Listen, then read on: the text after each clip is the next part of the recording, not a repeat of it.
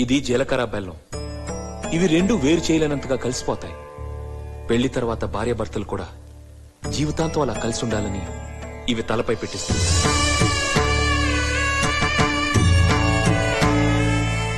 ఇది మంగళసూత్రం.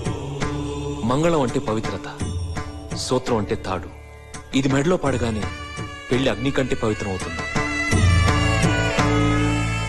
పుట్టింటికెళ్తే అత్తారింటిని, అత్తారింటికెళ్తే పుట్టింటిని మర్చిపోకూడదనే 2 బొట్లున్న తాళిని మెడలో కట్టిస్తారు.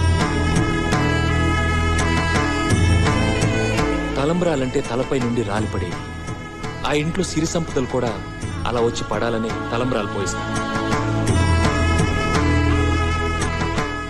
7 అడుగుల్లో ప్రతి అడుగుకి ఒక అర్థం ఉంది. మొదటి అడుగు అన్నపానాల కోసం, 2వ అడుగు సుఖ సంతోషాల కోసం, 3వ అడుగు వ్రతాల కోసం, 4వ అడుగు సంతానం కోసం, 5వ అడుగు సంపద కోసం, 6వ అడుగు పాడి పంటల కోసం, 7వ అడుగు సఖ్యత కోసం. ఒకరి వెంట ఒకరు 7 అడుగులు నడిచి 6వ ప్రాణంగా 5వ తనాన్ని మూటగట్టుకొని 4 దిక్కుల సాక్షిగా 3 ముళ్ల బంధంతో 2 జీవితాలు ఒకటే.